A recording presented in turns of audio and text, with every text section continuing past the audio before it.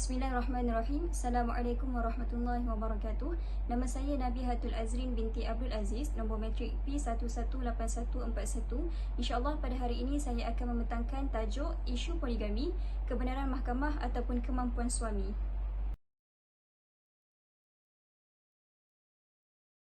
Pertama sekali saya akan jelaskan tentang definisi poligami. Poligami berasal dari bahasa Yunani iaitu perkataan poli yang membawa maksud banyak dan juga perkataan gamin yang membawa maksud kahwin. Jika digabungkan kedua-dua perkataan tersebut akan membentuk maksud perkahwinan yang banyak. Selain itu, poligami dalam bahasa Arab disebut sebagai ta'addud az-zawajah. Istilah yang lebih tepat bagi poligami adalah poligni yang membawa maksud seorang suami yang mempunyai dua atau lebih isteri pada waktu yang sama. Tetapi kebiasaan masyarakat kita akan menggunakan perkataan poligami. Seterusnya, sejarah poligami. Poligami sebenarnya telah wujud sejak sebelum kedatangan Islam lagi. Ia merupakan tradisi kehidupan masyarakat Rom Yunani yang dilakukan secara tidak teratur dan juga tanpa batas. Bagi mereka, poligami ini merupakan satu kebanggaan dan juga ukuran untuk menentukan ketinggian darjat dan juga kehormatan seseorang.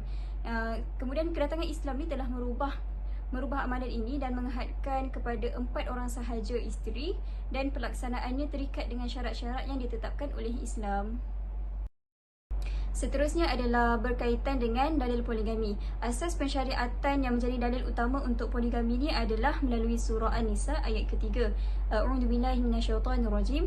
Wa in khiftum alla tuqsitu fil yatama fankihu ma taba lakum minan nisa'i mathna wa thulatha wa ruba'. Maksudnya, dan jika kamu takut tidak dapat berlaku adil terhadap hak-hak perempuan yang yatim, yakni bila mana kamu mengahwininya, maka kahwinilah wanita-wanita lain yang kamu senangi, 2, 3 ataupun 4. Pada zaman jahiliah dulu, menjadi kebiasaan untuk seorang lelaki berkahwin lebih dan mereka berkahwin lebih daripada 4 orang. Malah ada yang berkahwin sehingga 10 orang.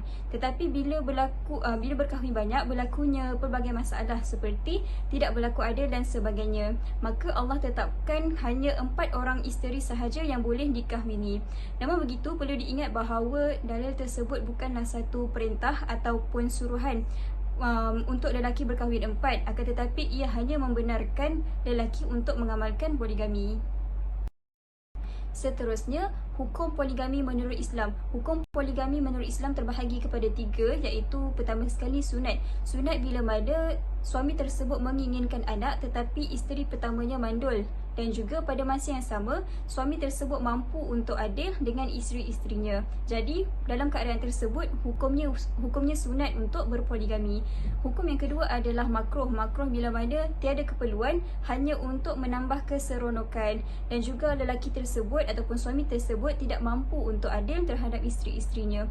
Hukum yang ketiga iaitu yang terakhir sekali adalah haram bila mana suami tersebut tidak yakin mampu berlaku adil terhadap isteri-isterinya kerana kemiskinan, kelemahan dan juga bersikap prejudis.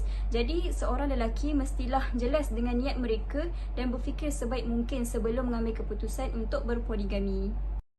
Okey, kemudian hikmah disyariatkan poligami. Pada pembentangan pada hari ini, saya akan tekankan kepada 3 hikmah. Yang pertama sekali, menjaga kesucian agama. Okey, kenapa menjaga kesucian agama? Kerana supaya lelaki tidak menggunakan alasan sunnah Nabi semata-mata untuk berpoligami. Sebaliknya, mereka sepatutnya berpegang dengan sunnah yang sebenar, yang mana poligami untuk menjaga martabat wanita dan juga mereka perlu bersikap adil terhadap isteri-isterinya.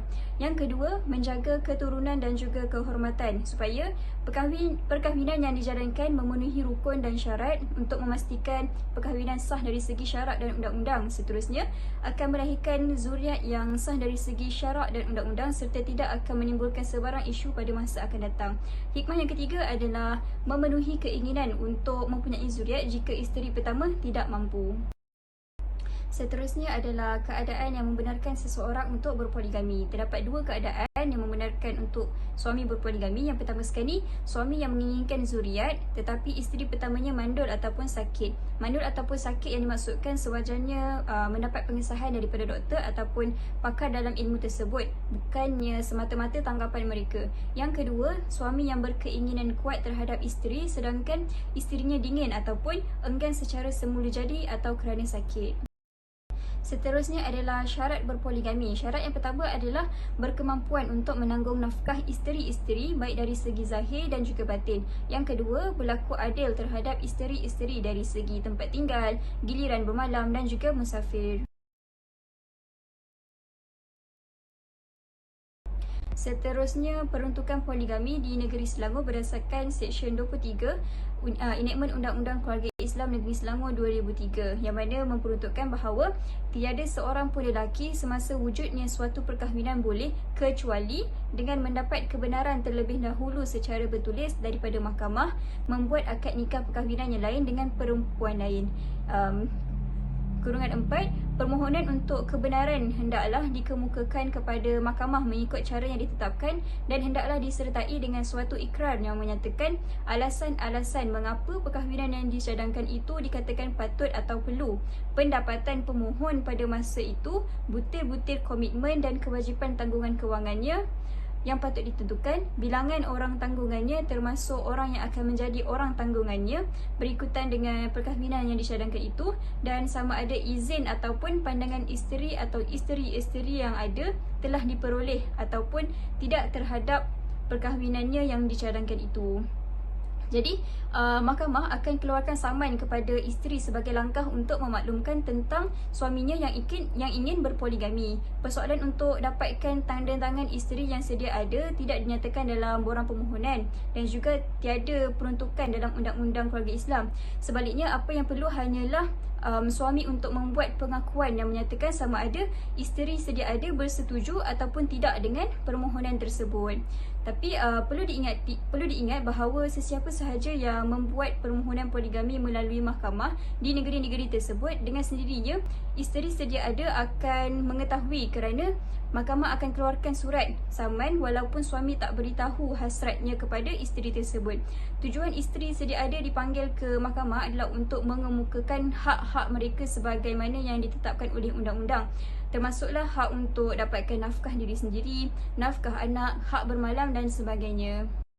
Apabila menerima permohonan itu, mahkamah hendaklah memanggil pemohon, isteri atau isteri-isteri yang sedia ada, bakal isteri, wali kepada bakal isteri dan mana-mana orang lain yang difikirkan oleh mahkamah boleh memberi keterangan mengenai perkahwinan yang disyadangkan itu supaya hadir apabila permohonan itu didengar, yang hendaklah dilakukan dalam mahkamah tertutup, dan mahkamah boleh memberi kebenaran yang dipohon itu sekiranya berpuas hati bahawa perkahwinan yang disyadangkan itu adalah patut ataupun perlu, memandang kepada antara lain hal-hal keadaan yang berikut, iaitu kemandulan, keuzuran jasmani, tidak layak dari segi jasmani untuk persetubuhan, sengaja ingkar mematuhi perintah untuk pemulihan hak-hak persetubuhan, atau gila di pihak isteri atau isteri-isteri yang sedia ada.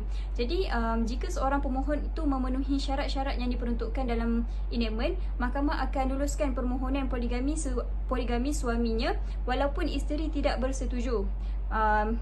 Sebaliknya, mahkamah juga akan tetap tolak permohonan jika syarat-syarat tidak dipatuhi walaupun isterinya bersetuju atas permohonan poligami suaminya.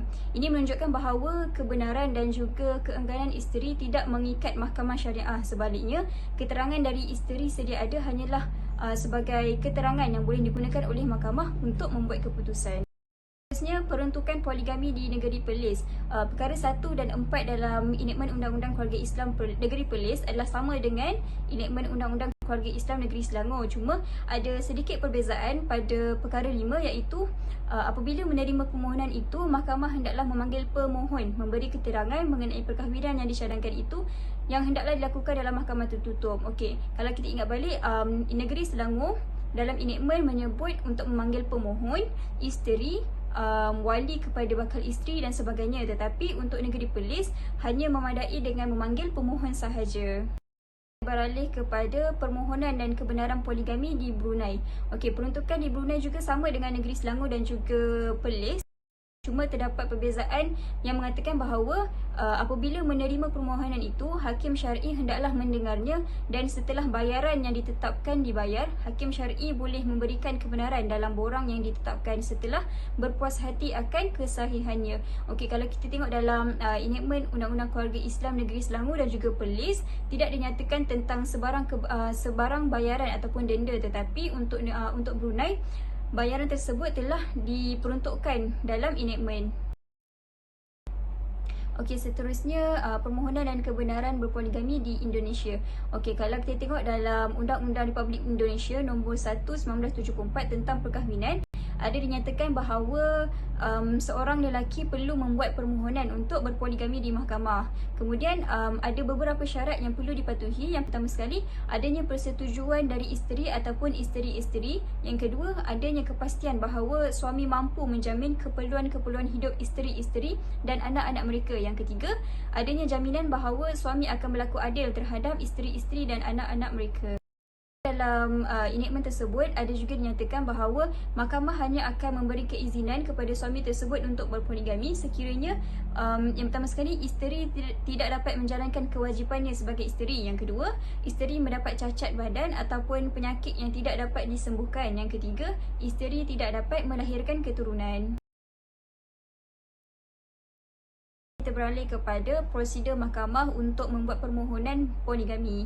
Okey, ada beberapa prosedur yang perlu dilakukan untuk dapatkan kebenaran berpoligami. Yang pertama sekali, suami mestilah memfailkan permohonan tersebut di Mahkamah Tinggi Syariah, di mana suami sebagai plaintiff manakala isteri sedia ada sebagai defendant. Yang kedua, bakal isteri dan wali akan dipanggil sebagai saksi. Isteri sedia ada akan dimaklumkan terlebih dahulu dan dipanggil hadir ke mahkamah untuk memberi keterangan. Seterusnya, sekiranya isteri mempunyai alasan mengapa perkahwinan kali kedua suaminya itu tidak harus diteruskan, mahkamah akan meneliti dan juga membuat semakan sebelum membuat keputusan berdasarkan kenyataan kedua suami isteri itu. Dan terakhir sekali, kegagalan isteri sebagai pihak defendant untuk hadir ke mahkamah sebanyak 3 kali menyebabkan hakim akan membuat keputusan mengikut hakim tersebut. Okey, kemudian poligami dan nikah siri. So, apa itu nikah siri? Perkataan siri berasal daripada bahasa Arab yang bermaksud rahsia. Jadi, dapat kita faham bahawa nikah siri ini adalah pernikahan yang dirahsiakan. Okey, so apa hubung kait poligami dan nikah siri? So, kebanyakan kes nikah siri adalah melibatkan suami yang ingin berpoligami tetapi tidak mahu melalui prosedur-prosedur mahkamah. Dengan itu, mereka memilih untuk nikah siri di tempat lain seperti di Thailand dan sebagainya. Seterusnya tentang kemampuan suami. Kemampuan suami ini juga ada diperuntukkan dalam enactment Undang-Undang Keluarga Islam, iaitu yang pertama sekali bahawa pemohon mempunyai kemampuan yang membolehkan dia menanggung sebagaimana dikehendaki oleh hukum syarak semua isteri dan orang-orang tanggungannya, termasuk orang yang akan menjadi tanggungannya berikutan dengan perkahwinan yang dicarankan itu. Kemudian bahawa pemohon akan berupaya memberi layanan adil kepada semua isterinya mengikut kehendak hukum syarak. Dan juga yang terakhir sekali bahawa perkahwinan tersebut tidak akan menyebabkan darar syar'i kepada isteri atau isteri-isteri yang ada. Jadi berdasarkan peruntukan tersebut, kemampuan suami adalah untuk menanggung, memberi layanan yang adil kepada isteri dan juga tidak akan menyebabkan darar syar'i. Kesan dan juga hukuman bagi kesalahan berpoligami tanpa kebenaran mahkamah. Perkara tersebut ada diperuntukkan dalam Seksyen 23/2 Enactment Undang-Undang Keluarga Islam Negeri Selangor 2003, yang mana tiada perkahwinan yang diakad nikahkan tanpa kebenaran di bawah subsection 1 boleh didaftarkan di bawah enactment ini, melainkan jika mahkamah berpuas hati bahawa perkahwinan sedemikian adalah sah mengikut hukum syarak dan mahkamah telah memerintah supaya perkahwinan itu didaftarkan tertakluk kepada Seksyen 124. Jadi berdasarkan peruntukan tersebut, dapat diketahui bahawa poligami tanpa kebenaran mahkamah akan mengakibatkan perkahwinan tersebut tidak boleh didaftarkan kecuali jika mahkamah berpuas hati bahawa perkahwinan tersebut adalah sah. Seterusnya, Seksyen 124 enactment yang sama memperuntukkan bahawa jika seseorang lelaki berkahwin lagi di mana-mana jua pun dalam masa perkahwinannya yang sedia ada masih berterusan tanpa mendapat kebenaran secara bertulis terlebih dahulu daripada mahkamah, maka dia adalah melakukan suatu kesalahan dan hendaklah dihukum denda tidak melebihi RM1,000 atau penjara tidak melebihi 6 bulan ataupun kedua-dua denda dan penjara itu. Jadi untuk lelaki yang berpoligami tanpa kebenaran mahkamah boleh dihukum 3 perkara, iaitu sama ada denda tidak melebihi RM1,000 ataupun penjara tidak melebihi 6 bulan ataupun kedua-dua penjara dan juga denda tersebut. Okey, jadi sekarang saya akan berikan contoh kes yang berkaitan dengan isu poligami, iaitu kes di antara pendakwa Syari'i Selangor lawan Mukhtar bin Radin dan lain-lain. Okey, so sebagai fakta kes ini disebutkan di dalam mahkamah pada 20 April 2010 dan tertuduh pertama iaitu Mukhtar bin Radin telah dituduh berpoligami tanpa kebenaran mahkamah. Tertuduh kedua iaitu Zizi Izzati telah dituduh berkahwin tanpa kebenaran pendaftar, dan tertuduh ketiga iaitu abang kepada tertuduh kedua yang merupakan wali perkahwinan tersebut telah dituduh dengan kesalahan mengakad nikahkan perkahwinan tanpa kebenaran pendaftar. Seterusnya, tertuduh keempat dan juga tertuduh kelima yang merupakan saksi perkahwinan bagi keluarga tertuduh kedua. Mereka didakwa atas dua kesalahan yang berbeza, iaitu yang pertama sekali subahat atas kesalahan tertuduh ketiga yang merupakan wali perkahwinan tersebut. Mereka juga dituduh bersubahat atas kesalahan pernikahan tanpa kebenaran mahkamah. Jadi seterusnya tertuduh ke-6 dan ke-7 yang merupakan saksi bagi pihak tertuduh pertama telah didakwa atas kesalahan bersubahat dalam kesalahan berpoligami tanpa kebenaran mahkamah. Jadi mahkamah memutuskan untuk tertuduh pertama yang didakwa atas kesalahan berpoligami tanpa kebenaran mahkamah, dia dikenakan hukuman penjara selama sebulan. Kemudian untuk tertuduh kedua yang didakwa atas kesalahan bernikah tanpa kebenaran pendaftar, ia dikenakan hukuman denda maksimum RM1,000 ataupun penjara sebulan jika gagal membayar denda tersebut. Untuk tertuduh-tertuduh lain, mereka dikenakan denda masing-masing RM1,000 ataupun 1 bulan penjara jika gagal membayar denda tersebut. Untuk contoh kes yang kedua adalah kes antara Aisyah binti Abdul Rauf lawan Wan Muhammad Yusof bin Wan Othman. Okey, untuk fakta kes melibatkan Wan Muhammad Yusof bin Wan Othman sebagai plaintiff dan juga Aisyah binti Abdul Rauf sebagai defendant. Okey, defendant ni tidak bersetuju dengan hasrat plaintiff untuk berkahwin dengan Nur Kumalasari. Jadi plaintiff telah memohon untuk mendapatkan kebenaran secara bertulis dari hakim di Mahkamah Rendah Syariah. Okey, pada peringkat awal, hakim di Mahkamah Syariah telah memberi kebenaran kepada Wan Muhammad Yusof untuk berkahwin lain setelah berpuas hati dengan keterangan-keterangan yang diberikan. Okey, jadi Aisyah ni tidak berpuas hati dengan keputusan hakim di Mahkamah Rendah Syariah. Jadi dia membuat rayuan ke peringkat Mahkamah Jawatan Kuasa Ulang Bicara di bawah Seksyen 23/6 enactment berkenaan. Akhirnya, mahkamah telah menolak kebenaran yang diberikan oleh Mahkamah Rendah Syariah sebelum ini dan juga Wan Muhammad Yusof tidak dibenarkan untuk berkahwin seorang lagi. Jadi ini adalah antara rujukan yang digunakan dalam menyelesaikan tugasan ini. Sekian saja daripada saya. Sekian, terima kasih. Assalamualaikum warahmatullahi wabarakatuh.